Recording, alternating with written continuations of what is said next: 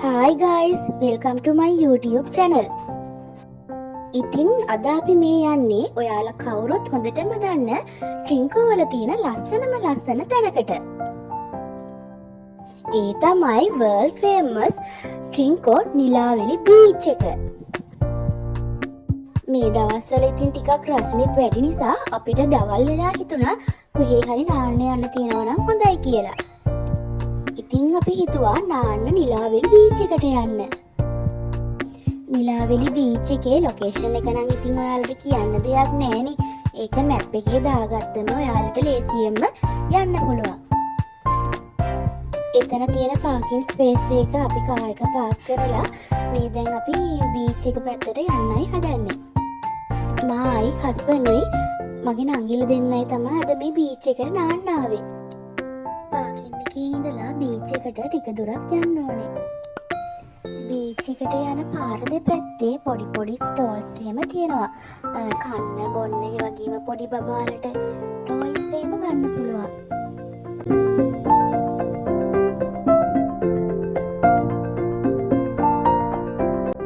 අද සෙනසුරාදා දවසක් ඒ වගේම මේ වෙලාවේ හවස 4ට විතරක් ඇති. ඒත් බලන්නකෝ ඉන්න ක්‍රවුඩ් එක. නිලාවෙලි බීච් එක සාමාන්‍යයෙන් ඩේලි හවස 6ට විතර යාලා ක්ලෝස් කරනවා. ඒ කියන්නේ ලයිෆ් ගාඩ්ලා ඉන්නේ හවස 6 වෙනකම් විතරයි. ඉතින් පස්සේ නාන්න දෙන්නෙත් නෑ. පර්මිෂන් ගන්න අමාරුයි.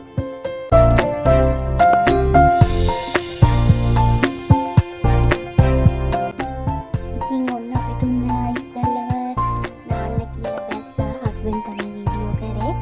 අපි නාන්න වෙලාවේ නම් ඉතින් වීඩියෝ ගත්තේ නෑ. මොකද අපි මේ මොමන්ට් එක එන්ජොයි කරා. මේ වෙලාව නම් හවස 5ට විතර ඇති. ක්‍රවුඩ් එකත් ඉන්නවා ගොඩක්. ඒ වගේම බලන්නකො මෙතන මේ වෙලාවේ තියෙන ලස්සන නිලාවෙලි වෙරළ තීරය කියන්නේ ලෝකෙම ආකර්ෂණය දිනාගත් සංචාරක ස්ථානයක් නේ. ඒකට ලංකාවේ ගෙස්ලා විතරක් නෙමෙයි පිට රටවල ගෙස්ලත් ගොඩක් එනවා. නාලේ ඉවරලා ගෙදර එන ගමන් පොඩි බඩගින්නකුත් තිබ්බ නිසා අපි පාරේ ආයිනේ කඩේක නැවැත්තුවා මොනවා හරි කන්න කියලා.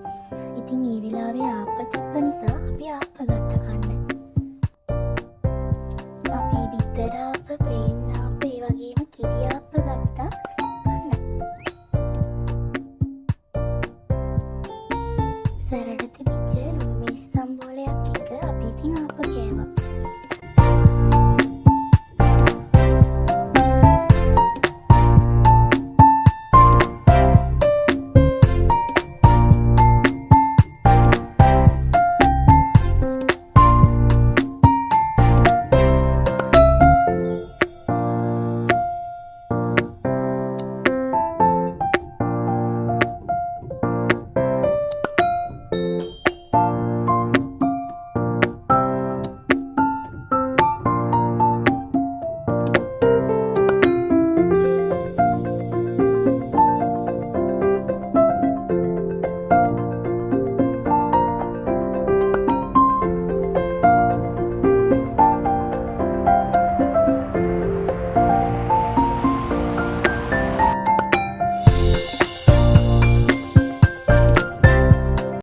ලුණු මිරිස් සම්බෝලේ සැර වැඩි වෙච්ච නිසා විතර තිබ්බ සෝස් එකෙන් මම ටිකක් දාගත්තා.